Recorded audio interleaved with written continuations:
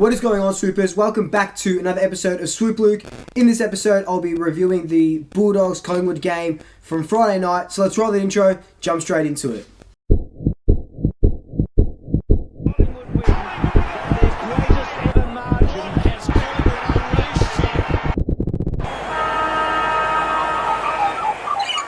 Just before we do jump straight into it, if you're new here, welcome. Thank you so much for tuning in. Be sure to hit that subscribe button, hit that like button if you like what I'm putting out.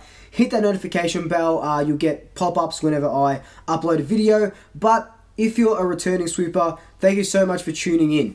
So now, let's jump straight into it. What an amazing, unbelievable, phenomenal way to start our 2020 campaign.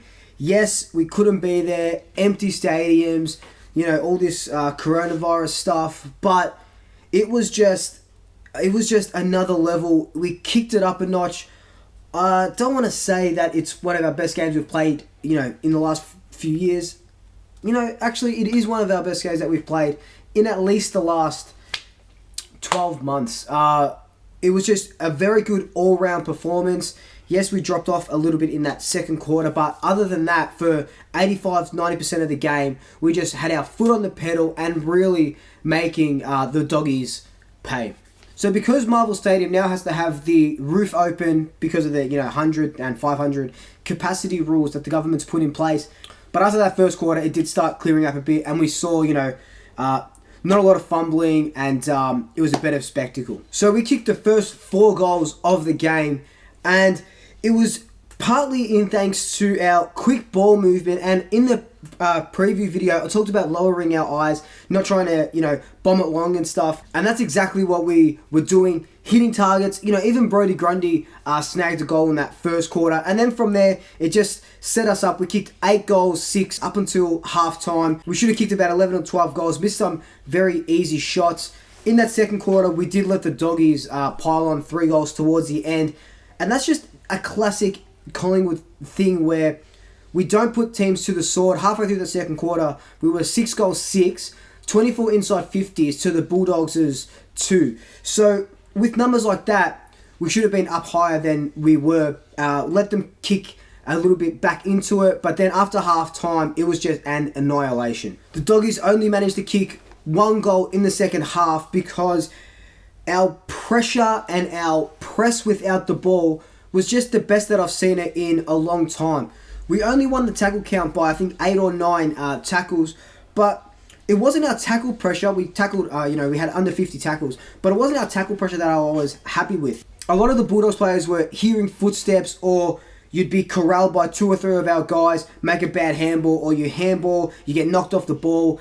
That's perceived pressure, and that's not a stat, hip and shouldering someone or knocking them off the ball when they're trying to kick. It's not a stat that you record, but it's something that you see on the TV, and 1, it looks good, 2, it shows intent from our players, and 3, the Bulldogs start second-guessing themselves when they're going for the ball in the next contest. Overall, it was a very sound performance from our boys. Yes, I mentioned those 3 goals that we did concede consecutively, but like I alluded to, the way we stopped the Bulldogs from transitioning from defense to offense, and the way that they only had less than 25 inside 50s for the entire game, and it might not seem like such a big deal, but according to Champion Data, the Bulldogs were the best team last season for transitioning the ball from defense to offense. So you can see that the way we shut them down, the way that we put that pressure on them, that applied pressure, the press. I mentioned that the AFLW girls did it last weekend, but the soccer press where we just push up, wide push up, and they don't have an option whenever they have the ball. That's something that we've been working on and trying to perfect, and yesterday we did it to perfection. Last season, the Bulldogs were the 3rd best offensive side, so the 3rd most attacking side. We kept them down to 34 points. Now, Justin Longmuir, we know, left, our defensive coach from last year, went to coach Fremantle. There was a big thing with, is that going to, stuff us up? But Matthew Boyd, an ex-Bulldogs player, ironically, is our defensive coach now, and himself mainly, and the other coaches as well, just not only a defensive masterclass, but an attacking masterclass. So, here are 3 things that I loved about yesterday's game. Number 1, Brody Mychek is our most dangerous tall forward. Yes, Cox took a couple of great marks, kicked 2 goals himself. Ben Reid will do well when he comes back in. But Mychek flies under the radar more so than anyone in the competition. Kicked 3 goals, took some very good marks. Couple of score involvements as well. You know, he's only a 3rd-year player in the system. We recruited him as a backman. He won a premiership at Port Melbourne as a full back or a centre-half back. Swung him up forward when we needed him. Kicked 29 goals in his first season. 36 or so last season. He's on track. I know, on track. It's only been 1 game, kicked 3 goals. But definitely on track to kick another, 30-plus goals this season, in this shortened season. The second thing I loved was Taylor Adams. Now, if you followed me for a long time, you know that Taylor Adams is my absolute favourite Collingwood player at the moment. Love the way he goes about it. The coaches chose not to put Rupert Wills in, a bull himself, an inside midfielder, lots of tackling, lots of pressure. Instead, they chose to use Adams in that role, but also to nullify Bontempelli.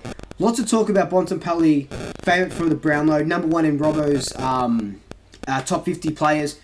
He is my pick for the Brownlow, but he had absolutely no impact last night. To borrow a cliche, Adams wore Bontempelli like a glove. Bontempelli didn't have any sort of say in how the game went, so props to Adams. The third thing I loved, and something that I feel like, this gets me really excited, something that I feel like is going to go a long way in this season and into finals, should we make it, which I think we will, is our rotating forward line, our turnstile forward line. What I mean by that is, at the start of the game, Mason Cox started deep full forward, first bounce, whatever, and then all of a sudden, Mason Cox pushes up the ground, and then De Goey plays as our deepest forward. Kick a goal, De Goey straight into the midfield, into the centre. Elliott pushes deep forward. De Goey was in the centre bounce after a goal over 15 times, 11 or 12 up until half-time. And that's that rotating mid-forward that we've got working now. So we've got the absolute pleasure of rotating De Goey into the midfield, and then as our deep forward, and then when De Goey comes into our deep forward, Elliott as our midfielder into the centre, and then De Goey, and then Cox. At one stage, we played Steele Sidebottom as our deepest forward, and you know that I love Steele Sidebottom as a forward. Such a smart footballer, and a good shot at goal, an elite kick. So Cox, De Goey, Elliott, Steele Sidebottom. You can even chuck Mychek as a deep forward as well. That's 5 guys that are continuously rotating. It leaves the defenders on edge, and I think that they're not going to be able to set up on us like they did last year. With a game like this, there's not a lot to dislike. There's not a lot to pick because we were very dominant, except for that bit in the second quarter.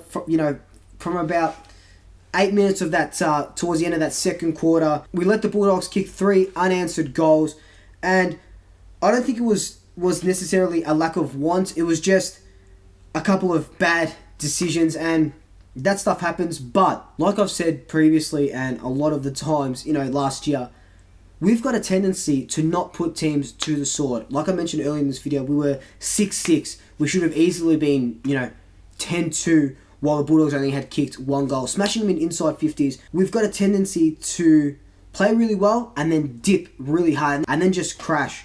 So we've got to keep that pressure up, pile on those goals. So if they do kick 3 goals, instead of them cutting down a lead to 20 points, they cut down a 60-point lead to 45 points. The second thing that I didn't like was this one play from Jordan De Goey. Took a very good mark about 15 metres from our goals. And instead of going back, kicking a beautiful drop punt, he decides to snap it around his body on his left foot. And obviously it missed, otherwise it wouldn't be in my dislike section. And yes, he's a great kick. He kick him from anywhere. But when you're that close to goal, just pull back, kick that drop punt. Goal kicking is not our forte. 6-6, I'll keep bringing it up. Brodie Grundy missed 3. There's no crowd booing or yelling. Take your time. and get into that kicking routine. But they're my only dislikes for the game. Swoop votes are back for this season. So, first vote, Mychek. 3 goals, absolutely dominated the forward line, our best forward for the night. 2 votes, Jeremy Hell, an absolute general down back. 12 intercept possessions.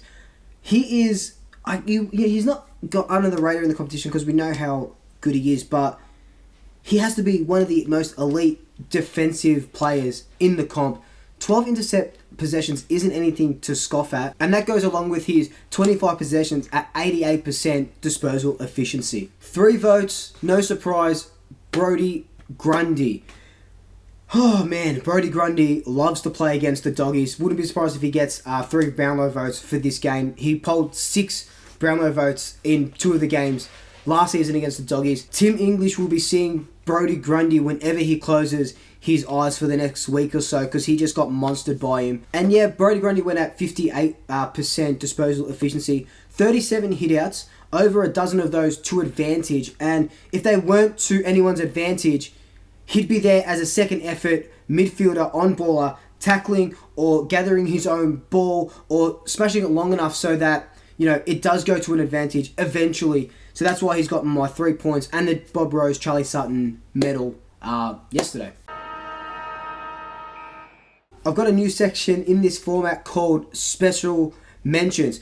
I want to give a special mention to Chris Mayne, the utility man, can play anywhere along the ground. Yes, gave away 2 50s, but they were really bad 50-meter penalties, like not really his fault. But the leading disposal getter on the ground, 29 disposals. Imagine that 3 years ago in 2017 where, you know, Collingwood or apparently wanted to trade him back to Freo and everyone didn't like him.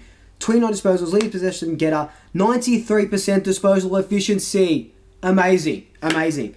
Another special shout out, Tyler Brown finally got his debut and he kicked ass. And that goal, Tyler Brown, Callum Brown, link up, chef kiss, amazing. Also, I don't know if you noticed or not, but Norton was playing, more blanketed him. Yes, the ball didn't go down there often, but, you know, pull Norton up the ground at least, get him involved. But they didn't, and Moore just had the better of him every single time that the ball went down there.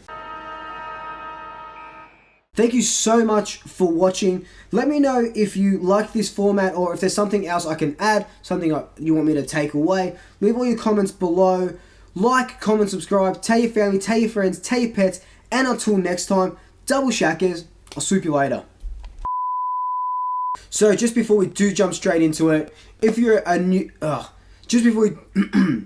Doggies goes as... Doggies plays... According to champion data, according to champion data,